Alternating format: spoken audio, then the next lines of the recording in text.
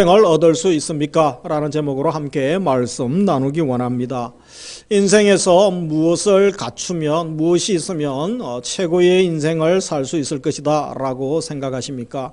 요즘 우리 젊은이들 말하는 것 중에 핫한 인생, 핫이라는 말이 쓰죠. 어떻게 하면 인생 최고수가 될 수 있다고 생각하십니까?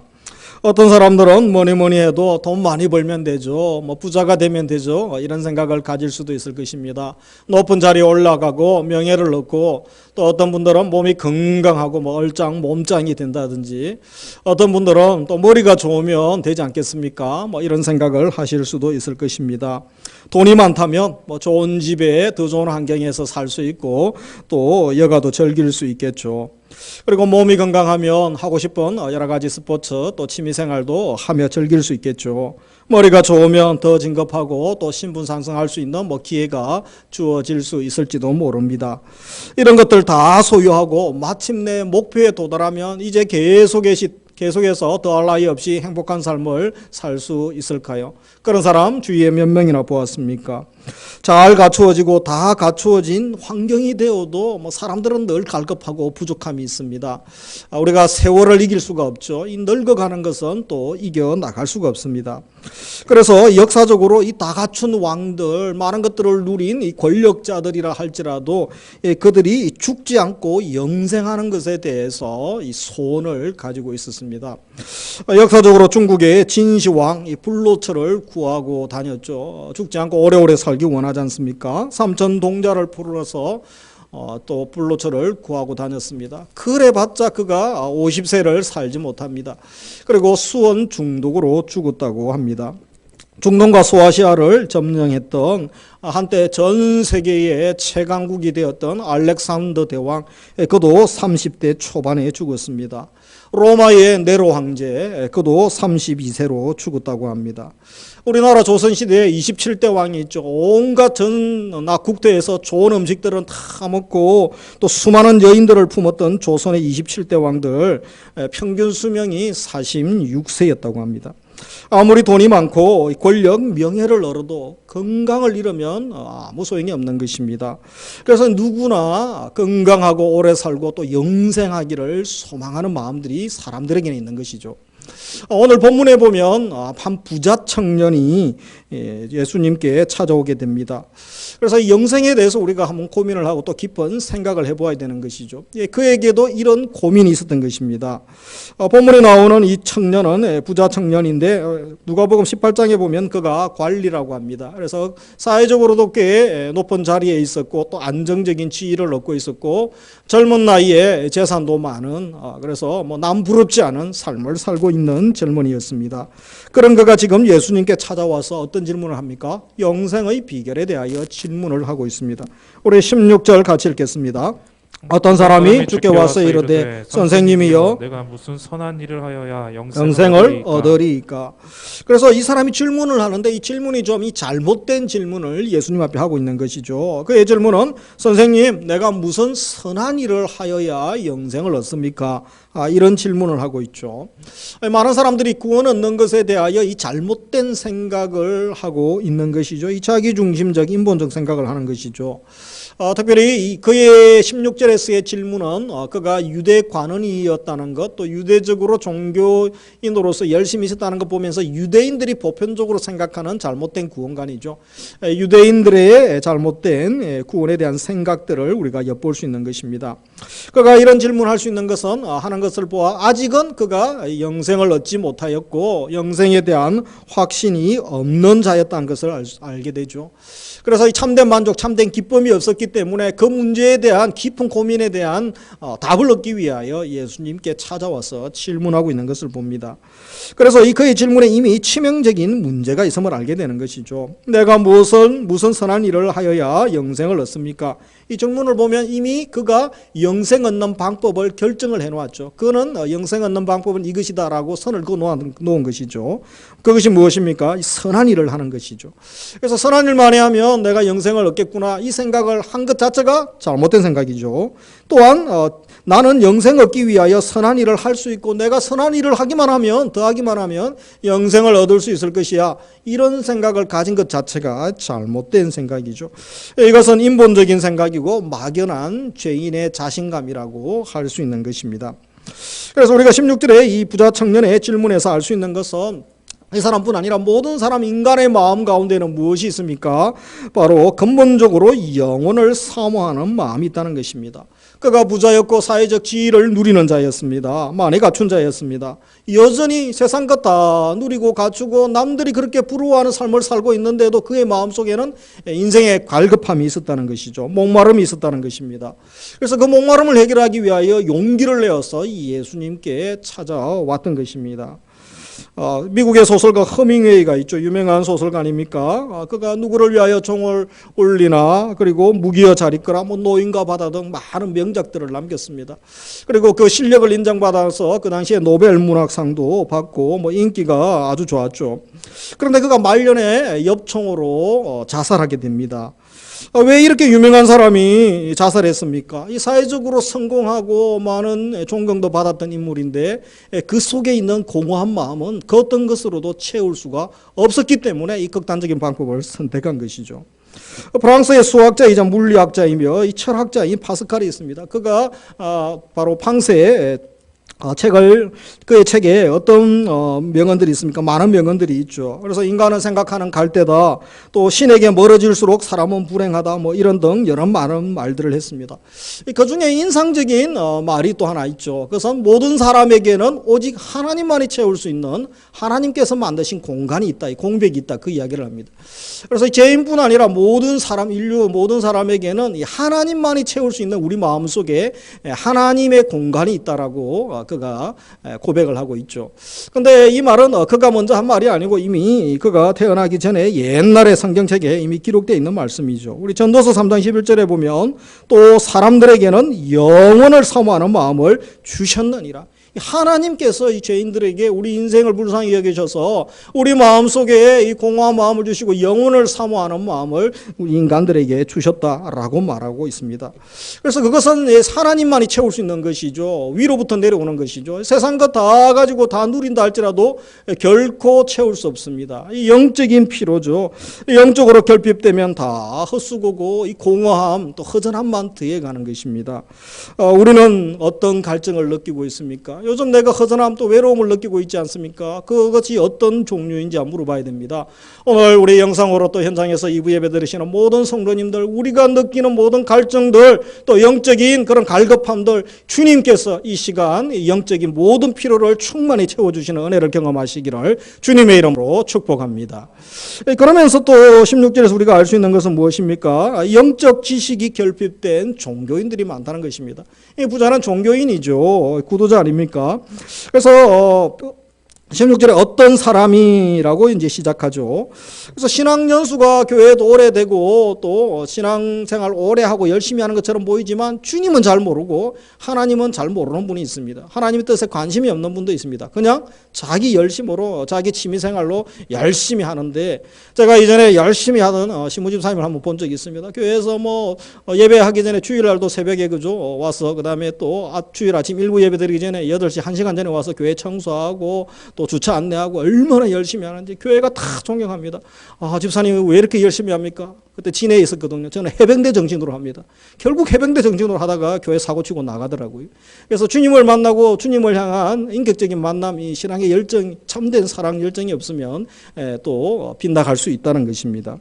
또 교회 안에 이단과 잘못된 가르침 영향으로 신앙이 오염된 자들도 많이 있는 것입니다. 그래서 이 젊은이가 영생의 확신도 없으면서 이 오도된 확신 가운데 예수님께 나와서 이 선한 일에 대하여 질문을 하고 있는 것이죠. 그래서 예수님께서 답변을 하시는데 이 단호하게 답변을 하십니다. 17절에 보시면 예수께서 이러시되 어찌하여 선한 일을 내게 묻느냐? 선한 이는 오직 한 분이시니라. 무슨 선한 일을 해야 됩니까? 이렇게 선한 일에 대해서 물으시는데 예수님은 그 질문 자체가 틀렸다, 잘못된 질문을 하고 있다, 그렇게 말씀하시는 것이죠. 왜냐하면 선하신 분은 오직 한 분 하나님밖에 없으시죠. 그래서 하나님만이 선하시고 우리 인간에게는 이 선이 없고 선을 알 수도 없고 선을 행할 수도 없다고 로마서에서 바울은 이야기하죠. 그러므로 선하지 않는 우리 인간이 선한 일을 하겠다고 나대는 것 자체가, 말하는 것 자체가 이 틀린 질문이다라는 것입니다. 그런데 어찌 내가 선한 일에 대하여 묻느냐라고 하시는 것이죠. 이 청년의 근본적인 문제는 윤리나 도덕 문제, 그리고 계명을 잘 지키지 못한 문제가 아니었다는 것입니다. 이 청년의 관심은 무엇입니까? 내가 좀 괜찮은 사람인데, 내가 도덕적으로 괜찮고 선하고 나도 열심히 있는 사람인데 내가 어떤 일을 할 수 있습니다. 자기의 능력에 대하여 지금 관심을 가지고 있죠. 내가 할 수 있는 것, 내가 좀 할 수 있습니다. 이런 것에 관심을 가지고 있는데 그가 정말 중요한 것, 더 중요한 것은 몰랐다는 것입니다. 자기란 존재가 어떠한 존재인지 몰랐다는 것입니다. 자기란 존재에 바로 자기가 선한 것을 알 수도 없고 행할 수도 없다라는 그것을 모르고 그것에 대하여 무지하고 있는 것입니다. 정말 중요한 것은 그는 모르고 있었던 것입니다. 착각 속에 살았던 것이죠. 그래서 17절에 예수님의 말씀에 내가 생명에 들어가려면 계명을 지키라 이 말씀을 하고 있죠. 이 말씀이 좀 오해가 될 수 있는 질문이죠. 계명 잘 지키면 영생 얻을 수 있구나. 행위 구원, 율법 계명 잘 지키면 되는구나. 이렇게 잘못된 생각을 할 수 있죠. 이것은 기독교 신앙의 정면으로 배치되는 생각이죠. 기독교는 행위 구원이 아니고 은혜죠. 하나님의 은혜로 구원받고 예수 그리스도를 믿음으로 구원받는 거죠. 우리가 행위로 구원받으려면 9천조 9,800만 가지 선한 일을 하고 죄는 하나도 안 지으면 됩니다. 예를 들면 그런 사람이 이 세상에 아무도 없기 때문에 하나님이 오직 위에서 은혜로 예수 그리스도를 보내주시고 믿는 자는 하나님 자녀 되게 하고 또 구원의 선물을 주신 것입니다. 하나님만이 선하시고 우리 인간에게는 선이 없는 것이죠. 그러므로 선하지 않는 우리 인간이 선한 일을 하겠다고 말하는 것 자체가 틀린 것입니다. 그런데 어찌 감히 내가 할 선한 일에 대하여 질문을 하느냐라고 말씀하시는 것이죠. 그렇다면 예수님께서 왜 이 오해할 수 있는 내가 생명에 들어가려면 계명을 지켜야 한다 이 말씀을 오해의 말씀을 하셨을까요? 이것은 영생 얻으려면 계명 잘 지키면 된다. 그것을 가르쳐주기 위한 것일까요? 그렇지 않죠. 이 틀린 것을 왜 가르쳐 주겠습니까? 이렇게 말씀하시는 것은 진정 계명을 지키는 의미가 무엇인지, 이 계명 지키는 참된 의미를 좀 생각하고 알라라는 의미에서 이 말씀을 주신 것입니다. 그래서 무슨 계명을 지키면 됩니까? 18절에 계명 들어가려면 생명 들어가려면 계명을 지키라고 말씀하시죠. 그래서 이 말씀에 예수님께서 무슨 계명을 지키는 것입니까? 라고 이 젊은이가 다시 질문을 하게 됩니다. 우리 예수님의 답변은 무엇입니까? 10계명에 대한 말씀을 언급하시죠. 후반부에 있는 5가지 계명에 대한 말씀을 하고 계시죠. 그래서 이 5가지 계명은 살인하지 말라, 간음하지 말라, 도둑질하지 말라, 거짓 증언하지 말라, 내 부모를 공경하라. 이것은 이웃 사랑에 대한 말씀이죠. 그래서 1계명부터 4계명은 하나님 사랑, 또 그리고 그 다음에 후반부에 있는 것들은 이제 이웃 사랑에 대한 말씀을 하고 계시죠. 이 예수님께서 말씀을 하실 때 이 청년은 자신 있게 대답합니다. 왜냐하면 자기가 잘하고 있기 때문이라고 생각했기 때문이죠. 그래서 20절에 보면 청년이 이르되 이 모든 것을 내가 지켰사온데 잘 지켰다는 거죠. 아직도 무엇이 부족합니까? 완벽하다 이렇게 좀 칭찬 좀 해주시면 좋겠다는 마음으로 질문을 했겠죠. 자신은 웬만큼 계명 잘 지키고 무언가 조금만 더 힘쓰면 이제 더 완벽해질 것 같은 그런 착각을 하고 있는 청년이죠. 그래서 우리 예수님께서 바로 21절에 보면 가서 내 소유를 팔아 가난한 자들에게 주라. 그리고 와서 나를 따르라. 이렇게 말씀하죠. 아주 그가 가지고 있는 그가 해결하지 못했던 이 치명적인 부분을 또 주님이 말씀하셨죠. 그래서 이 청년이 재물이 많았기 때문에 말씀을 듣고 순종한 것이 아니고 근심하며 이제 떠나가게 되는 장면이 22절 마지막 부분에 언급되고 있습니다. 여기에서 우리 청년이 가지고 있는 잘못된 생각, 계명에 대한 오해가 무엇입니까? 이 사람은 사람을 죽이지도 않았습니다. 그리고 드러나는 거짓말을 사람을 속이는 일도 하지도 않았습니다. 남에게 해를 끼치지 않을 정도로 계명을 잘 지켰다고 생각했지만 주님께서 이 5가지 계명을 이야기하시는 것은 무엇입니까? 이 10계명의 가장 중요한 것은 사랑이죠. 하나님 사랑, 이웃 사랑, 형제 사랑 아닙니까? 특별히 이웃 사랑과 관계된 것, 그것은 사랑은 전혀 행하지 않았다는 거죠. 아무리 많은 다른 계명들 지켜도 사랑하지 않고 형제 사랑하지 않는 것, 그것은 계명을 다 지키지 않은 것과 같은 것이죠. 정말 이웃을 사랑했다면 재물을 가지고 그렇게 그가 고민할 필요가 없는 것입니다. 그랬기에 이웃을 사랑하는 마음으로 이 재물을 팔아 나누어 주라는 말씀에 그는 고민하고 근심하며 이제 떠나가게 되었던 것입니다. 이것은 곧 그가 이웃을 사랑하지 않았다는 증거가 되는 것이죠. 그리고 자신은 계명을 잘 지켰다고 생각했지만 진심으로 계명을 지키지 않았다는 증거가 되는 것입니다. 그에게 심각한 문제는 무엇입니까? 내가 계명 잘 지킴으로 하나님 앞에 인정받고 싶은 마음. 모든 죄인들에게는 자기 행위로 인정받고 싶고 하나님 앞에 또 신에게 나아가고 싶은 마음이죠. 그래서 세상의 타종교들은, 기독교의 타종교들은 다 자력군 아닙니까? 자기가 열심히 하면 좋은 곳에 갈 수 있다라고 자기의 선행, 노력, 내가 괜찮은 존재라는 그런 전제에서 출발하기 때문에 잘못된 것이죠. 그렇다면 계명을 지키는데 이 장애물, 영생 얻는 데 장애물은 무엇이 있습니까? 영생 얻으려면 이 젊은이에게는 소유를 팔아 가난한 자들에게 주라고 했습니다. 주님은 이 청년이 재물 이야기하면 근심하면서 떠나갈 줄 알고 있었습니다. 그래서 이 말씀을 주님께서 하고 계시는 것이죠. 바로 19장 초반부에 예수님께서 어떤 이야기를 하셨냐면 천국에 들어가려면 어린아이와 같이 되어야 한다라고 말씀하셨죠. 그래서 이 어린아이는 어떠한 자입니까? 어린아이는 자기 힘으로 살 수 없죠. 절대적으로 부모 의존적이죠. 부모님의 돌봄이 없이는 살 수 없습니다. 그래서 부모를 전적으로 의존하고 부모를 신뢰하게 되죠. 이처럼 하나님 나라에 합당한 백성들은 하나님을 100% 의지하고 하나님을 신뢰하는 사람이어야 된다. 그런 자가 들어갈 수 있다라고 말씀을 하신 바가 있는 것입니다. 그런데 그 말씀과 우리 젊은이의 이 청년의 지금 모습은 천국 모습과 반대의 행동을 하고 있었던 것입니다. 하나님의 은혜를 거절하게 만드는 이 장애물, 많은 것들 중에 이 젊은이에게 가장 심각한 장애물은 바로 부유함이죠. 그의 소유물이었던 것입니다. 부를 가지고 그럴듯한 사회적 신분을 유지하면서 그러면서 나는 도덕적으로 괜찮은 사람입니다. 이렇게 그는 노력하면서 살아왔습니다. 그래서 비교적 다른 사람들과 비교하면 괜찮은 삶을 지금까지 유지하고 살아왔던 것입니다.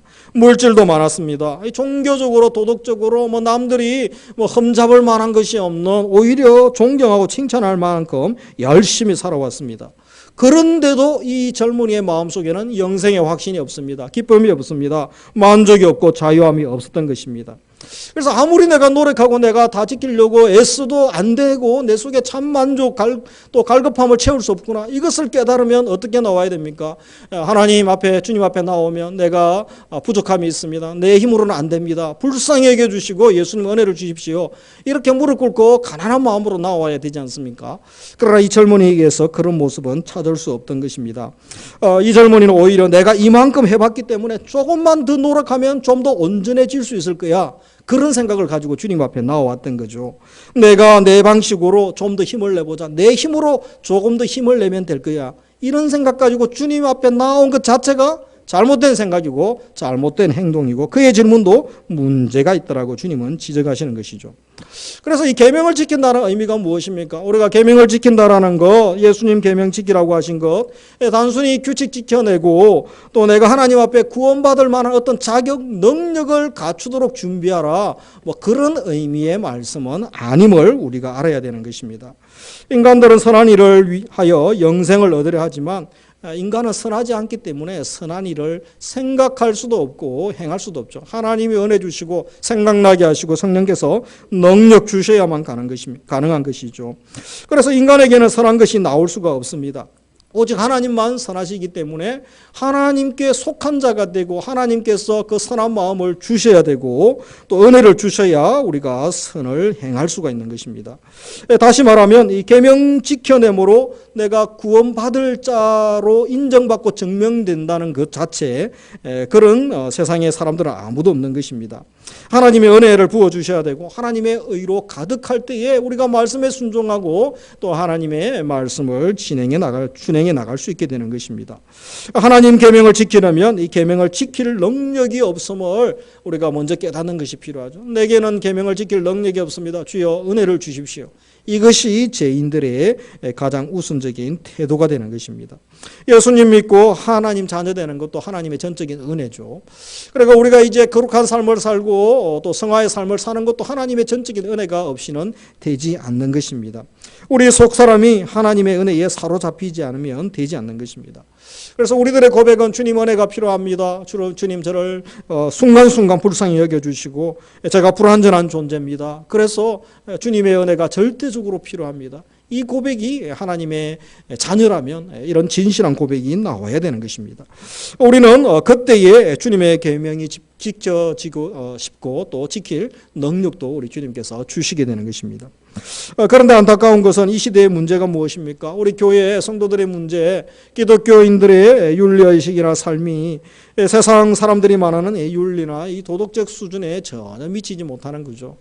왜 그렇습니까? 은혜를 이야기하고 용서를 이야기하고 누구보다 사랑을 많이 이야기하는 교회의 성도들이 요즘 세상에 실어버린 바 되지 않습니까? 상식 이하죠. 상식 이상이 돼야 되는데 도덕 세상 윤리 이상이어야 되는데 이하의 행동을 하고 있지 않습니까?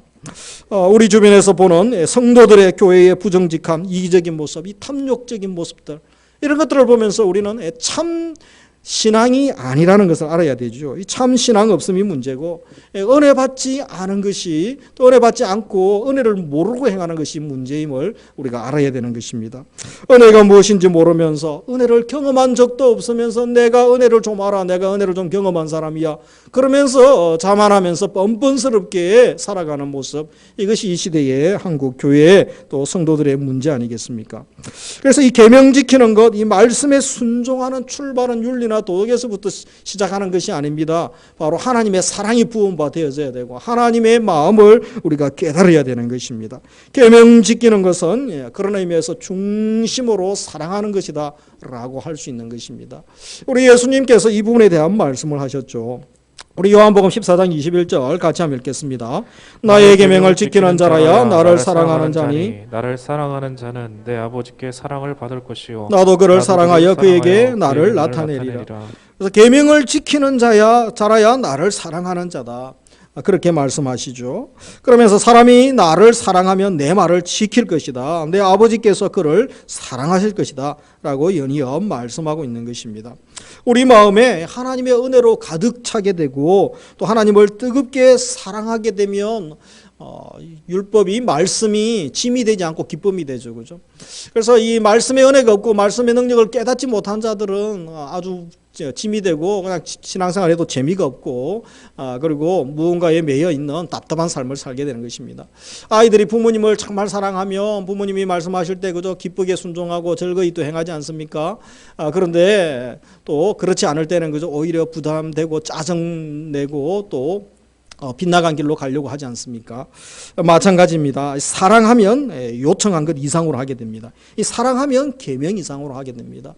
부모님이 자녀가 사랑스러울 때는 배고프다고 엄마 아빠에게 또 우리가 과일 하나 귤 하나 주세요 이렇게 하면 그저 정말 사랑하는 자녀에게 귤 하나만 주겠습니까? 많이 먹어야지 건강해야지 그러면서 귤을 한 박스 사주지 않겠습니까? 귤만 주겠습니까? 사과도 배도 맛있는 과일들도 사서 많이 먹으라고 하지 않겠습니까? 근데 자식이 말도 안 듣고 또 사랑하는 마음이 식어지면 어떡합니까?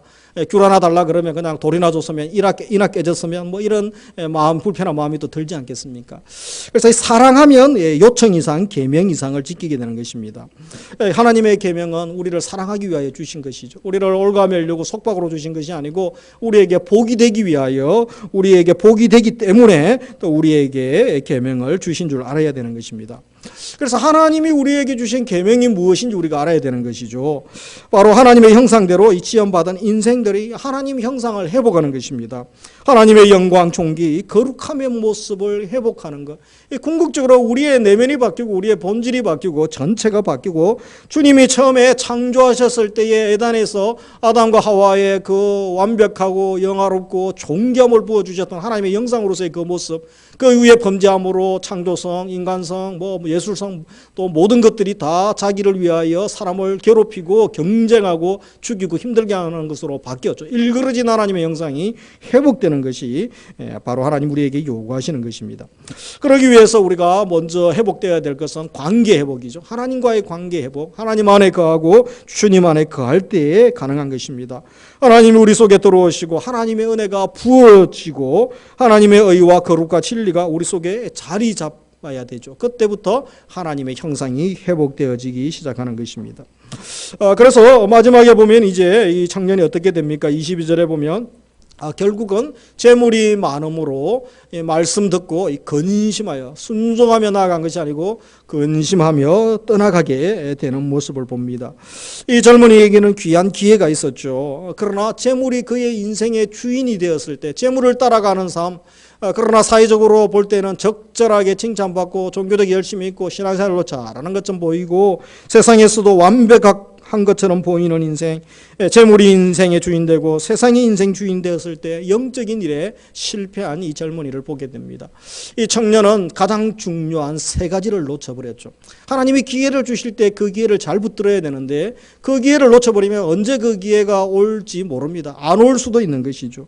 이 기회를 잃어버린 세 가지 기회가 무엇입니까? 이 젊은이는 구원받을 수 있는 기회를 놓쳐버렸습니다. 그리고 예수님을 따를 수 있는, 제자가 될 수 있는 기회를 놓쳐버렸죠. 제자에게 주신 보상이 있죠. 바로 하늘나라의 상급을 받을 수 있는 기회를, 유업을 받을 수 있는 기회를 이 청년은 놓쳐버렸던 것입니다. 오늘 2부 예배 들으시는 우리 모든 성도님들은 지혜자가 되기를 바랍니다.